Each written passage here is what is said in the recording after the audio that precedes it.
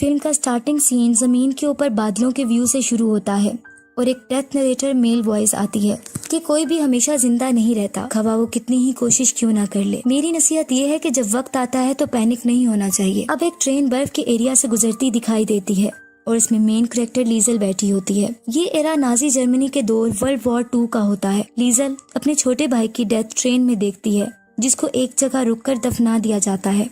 अब 1938 का time Germany में दिखाया जाता है और एक गाड़ी स्नो फील्ड से गुजरती दिखती है जिसमें लीजल बैठी होती है। एक्चुअली वो अपने न्यू पेरेंट्स जो कि फोस्टर पेरेंट्स होते हैं उधर जा रही होती है, जिसमें से मामा का नाम रोजा और पापा का नाम हैंस होता है। वो अपने घर पहुंच जाती है। नेक्स्ट मॉर्निंग हैंस एक म्यूजिकल इंस्ट्रूमेंट बजा रहा होता है और लीजल को डाउनस्टेयर्स आने पर इसे गुड मॉर्निंग बोलता है। रोजा लीजल को कहती है कि तुम्हें मुझे मामा कहना है जबकि हैंस को पापा कहना है। थोड़ी देर में दरवाजा खटखटाता है कोई और एक बच्चा होता है जिसका नाम रूडी होता है जो बाद में लीजल का बेस्ट फ्रेंड बन जाता है। लीजल रूडी के साथ स्कूल जाती है। जब रूडी और लीजल स्कूल पहुंच जाते हैं और क्लासरूम में जाते हैं तो सब बच्चे खड़े होते हैं टीचर के सामने। टीचर लीजल से नाम पूछती है और इसको चॉक देती है ताकि वो बोर्ड पर अपना नाम लिख सके। लीजल को लिखना और पढ़ना नहीं आता, इसलिए वो 3 क्रॉस लगा देती है बोर्ड पर जाकर, जहाँ से पता चलता है कि लीजल को लिखना नहीं आता। सब बच्चे हंसने लगते हैं लेकिन टीचर सबको साइलेंस बोलती है और लीजल को सीट पर जाने का कहती है। इसके बाद लीजल घर आ जाती है। इसकी मदर लीजल को अंदर ले जाती है। नाइट टाइम में इसका फादर हैंस गुड नाइट कहता है और लीजल के पास एक किताब देखता है। हैंस कहता है कि यह रियलिटी में तुम्हारी है। लीजल कहती है ये किताब हमेशा से मेरी है, ये मेरे भाई की है। फिर वो पूछता है तुम जानती हो कि इसमें क्या लिखा है, जिस पर लीजल नो कहती है क्योंकि इसे पढ़ना नहीं आता। हैंस कहता है कि मैं अच्छा रीडर नहीं हूँ। फिर भी शुरू करते हैं। फिर वो किताब पढ़ते हैं। नेक्स्ट मॉर्निंग लीजल स्कूल में सब बच्चों के साथ यूनिफॉर्म पहने एक सॉन्ग सिंग कर रही होती है जिसमें जर्मनी के लोगों की बात होती है। इसी दौरान नवंबर 1938 का टाइम दिखाया जाता है जहां मार्केट में आर्मी शीशों को तोड़ रहे होते हैं और लोगों पर बिटर वायलेंस दिखा रहे होते हैं। हर जगह स्ट्रीट में पेजेस बिखरे होते हैं। अब एक जगह के और एक घर का दरवाजा कोई खटखटाता है और एक नया किरदार इंट्रोड्यूस होता है जिसका नाम मैक्स होता है। वो ज्यू होता है यानी यहूदी होता है। वहाँ से वो सोल्जर से बचकर निकल जाता है। फिर दोबारा लीजल का घर दिखाया जाता है जहाँ लीजल का फादर हैंस इसको रीड करना सिखा रहा होता है और ये भी कहता है कि अगर मैं मर गया तो मुझे यकीन दिलाओ कि वो मुझे सही दफनाएंगे और मुझसे प्रॉमिस करो। फिर हैंस इससे बुक ले लेता है और कहता है कि मेरे साथ आओ, तुम्हारे लिए एक सरप्राइज है। वो लीजल को बेसमेंट में ले जाता है जहाँ दीवारों पर अल्फाबेट्स और वर्ड्स लिखे होते हैं। वो बताता है कि ये डिक्शनरी है और उसको चौक देता है और उसको कहता है कि तुम इन अल्फाज को यहाँ लिख सकती हो। लीजल बहुत खुश हो जाती है क्योंकि इसे पढ़ने लिखने का शौक होता है। लीजल थैंक यू पापा बोलती है। इसके बाद दरवाजा कोई खटखटाता है और हैंस को घर लेने आता है।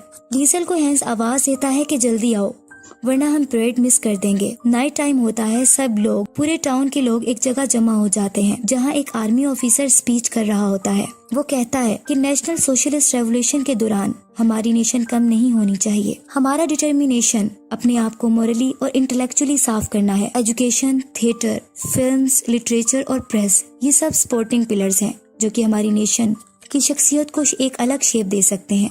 यही वजह है कि आज रात हम सब इकट्ठे हुए हैं ताकि हम अपने आप को इंटेलेक्चुअल डर्ट से आजाद कर सकें। फिर वो दरमियान में बुक्स के ढेर को आग लगा देते हैं और वो कहता है कि हमें इलनेस को जड़ से उखाड़ना है जिसने जर्मनी को इन्फेक्टेड किया हुआ है पिछले 20 सालों से। हम अपने दुश्मनों से फाइट करेंगे अगर जंग होती है और हम अपने फ्यूचर के लिए खड़े होंगे जब तक हमें आखिरी फतह ना मिल जाए। इस तरह की वार हमारे एनिमीज को खत्म कर देगी। लीजल सब गौर से सुन रही होती है और सारे लोग साथ में आवाज लगा रहे होते हैं। ऑफिसर ये भी कहता है कि ये कम्युनिस्ट और यहूदियों को हम खत्म कर देंगे। फिर वो आवाज लगाता है ग्रेट जर्मन अडोल्फ हिटलर। फिर सब लोग एक हाथ सीधा कर एक सॉन्ग सिंग करने लग जाते हैं। थोड़ी देर में सब वहाँ से चले जाते हैं। लीजल वहाँ जाती है जहाँ बुक्स चल रही होती हैं और वहाँ जमीन पर गिरी एक बुक उठाकर अपने कोट में छुपा लेती है। हैंस वहाँ आ जाता है और कहता है कि मैंने तुम्हें मुझसे चर्च में मिलने को कहा था। लीजल सॉरी पापा बोलती है। हर जगह बुक्स के पेजेस बिखरे होते हैं। फिर लीजल को कफ होने लगती है क्योंकि हल्की जली हुई बुक इसके कोट में होती है। हैंस को पता चल जाता है लेकिन वो कुछ नहीं कहता, बस ये कहता है कि हम इसको सीक्रेट रखेंगे और इसको दूसरी किताबों की तरह बेसमेंट में जाकर रीड करेंगे। लीजल बहुत खुश हो जाती है और पूछती है कि क्या मेरी रियल मामा कम्युनिस्ट थी? क्या हिटलर ने मेरी मामा को मुझसे दूर कर दिया है? और फिर कहती है मुझे नफरत है हिटलर से। हैंस कहता है ये किसी के सामने नहीं कहना। घर आकर लीजल उस किताब का नाम पढ़ती है, the invisible man by H.G. Wells. फिर अचानक से कोई दरवाजा खटखटाता है। हकीकत में वो वही किरदार मैक्स होता है जो कि एक ज्यूइश फर्स्ट फाइटर होता है। वो घबराया हुआ आता है और मदद मांगता है और रोजा और हैंस इसको अपस्टेयर्स भेज देते हैं। हैंस लीजल को बताता है कि मैक्स का फादर वार में इसके सामने मरा था और इसके फादर ने मेरे लिए अपनी जिंदगी दी थी और मैं इसकी फैमिली का एहसानमंद हूँ। फिर वो इसे कहता है लीजल को कि मुझे अपने अल्फाज दो कि तुम ये किसी को हमारे विजिटर्स का नहीं बताओगी और अपनी रूह को भी नहीं। लीजल वादा करती है कि वो किसी को नहीं बताएगी और फिर नेक्स्ट मॉर्निंग स्कूल चली जाती है। स्कूल ऑफ होने पर लीजल रूडी के साथ भागती है और जल्दी से अपने घर आ जाती है। फिर रात को जब ज्यूइश मैक्स सोया होता है तो इसके हाथ में एक बुक होती है। वो इसके हाथों से बुक लेने लगती है कि मैक्स की आंख खुल जाती है और वो कहता है कि तुम क्यूरियस गर्ल हो। वो बुक इसे वापस कर देती है और पूछती है ये किताब किसके बारे में है। तो मैक्स कहता है ये हिटलर के बारे में है। फिर लीजल पूछती है क्या तुम हिटलर से छुप रहे हो, क्या तुम कम्युनिस्ट हो, क्या इन्होंने तुम्हारी माँ को ले लिया है। इस पर मैक्स कहता है कि नहीं, मैं यहूदी हूँ। नेक्स्ट मॉर्निंग रोजा लीजल के पास आती है और कहती है कि तुम्हारे लिए एक काम है। उसको लॉन्ड्री के कुछ कपड़े देती है और एक घर जाने का बोलती है। कुछ ही देर में वो रूडी के साथ उस घर में पहुंच जाती है जहां एक ओल्ड लेडी इल्सा होती है जो कि इसको अंदर बुला लेती है और इसको अपनी लाइब्रेरी में ले जाती है क्योंकि शायद वो जान जाती है कि लीजल को लिखने पढ़ने का शौक है। लीजल वहां जाकर बहुत खुश होती है और बुक्स को टच करती है। फिर एक बुक द ड्रीम करियर उठाती है।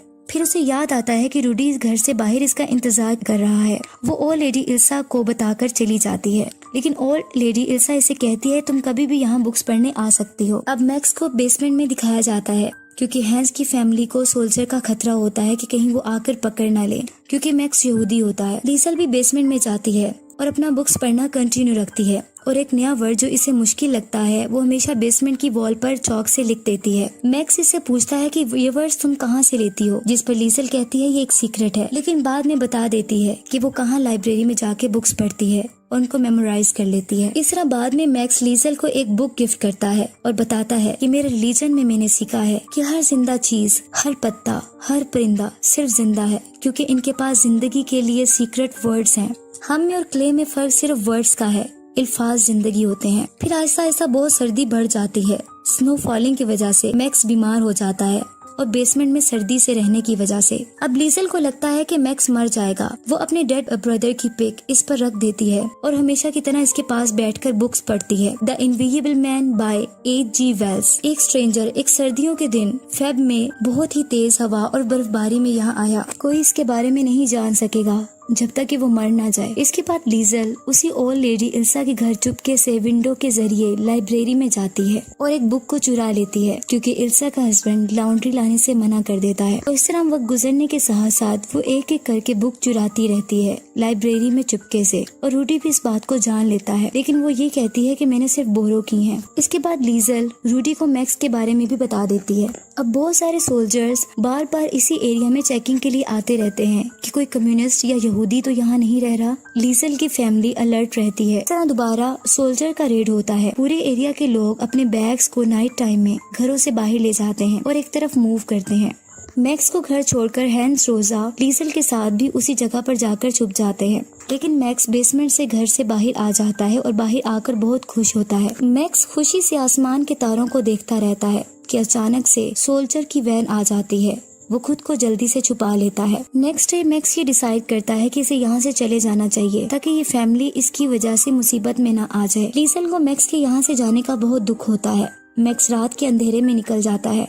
लीजल बहुत रोती है और हैंस और रोजा भी परेशान हो जाते हैं। फिर नेक्स्ट डे पता चलता है कि लीजल का बेस्ट फ्रेंड रूडी इसको एलीट ट्रेनिंग के लिए सिलेक्ट कर लिया गया है जो वो समर में स्टार्ट करेगा। हैंस को भी इसी दौरान एक पोस्ट आती है कि आर्मी के लिए सिलेक्ट कर लिया गया है। लीजल कहती है कि हर कोई जा रहा है, इवन के रूडी भी। हैंस कहता है कि अपनी मामा रोजा का ख्याल रखना क्योंकि वो स्ट्रॉन्ग नहीं है जितनी वो दिखती है। इस तरह हैंस भी चला जाता है। अब बहुत ज्यादा अरसा गुजर चुका होता है। लीजल स्टेयर्स में किताब लिए बैठी होती है। इतनी देर में रेंजर्स की वैन वहाँ आती है और हैंस उतरता है। लीजल इसे देखकर खुश हो जाती है और पापा कहती है कि आप घर वापस आ गए हैं।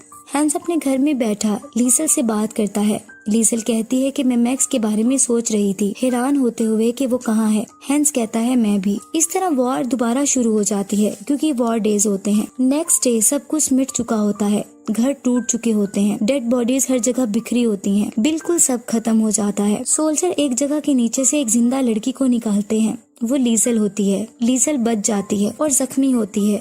वो बाहर आते ही पापा मामा कहती है, लेकिन इसकी फैमिली की डेथ हो चुकी होती है। रोजा, हैंस और रूडी सब मर चुके होते हैं। इस तरह लीजल बेहोश हो जाती है। जब लीजल को होश आता है तो वहाँ ब्रिक्स के नीचे एक किताब मिलती है और इसी दौरान वो ओल्ड लेडी इल्सा, जिसके घर लीजल बुक्स चुराने जाती थी, अपनी गाड़ी में वहाँ आ जाते हैं। लीजल भागकर उस लेडी के गले लग जाती है। फिर आफ्टर 2 इयर्स का टाइम दिखाया जाता है। इल्सा एक टेलर की शॉप पर काम करती दिखाई देती है, जो कि रूडी का फादर होता है। और इस तरह फिर वो देखती है कि दरवाजे पर मैक्स आ गया है और वो उसे देखकर बहुत खुश होती है और जाकर उसे मिलती है। अब दिखाया जाता है कि ये 1945 का टाइम होता है और यूनाइटेड स्टेट के ट्रूप्स ने जर्मनी पर कब्जा कर लिया होता है। अब कहानी अपनी एंडिंग पर पहुंच रही होती है। अब दिखाया जाता है कि क्लाउड्स का वही व्यू जो कि बिल्कुल ओपनिंग सीन में दिखाया गया था। फिर डेथ नरेटर मेल वॉइस में उसकी आवाज आती है कि मैंने बहुत अजीम चीजें देखी, मैंने सारी दुनिया की बदतरीन तबाही को भी अटेंड किया है, मैंने बहुत से अजीम वंडर्स भी देखे हैं, लेकिन मैं यही कहूँगा कि कोई हमेशा के लिए जिंदा नहीं रहता।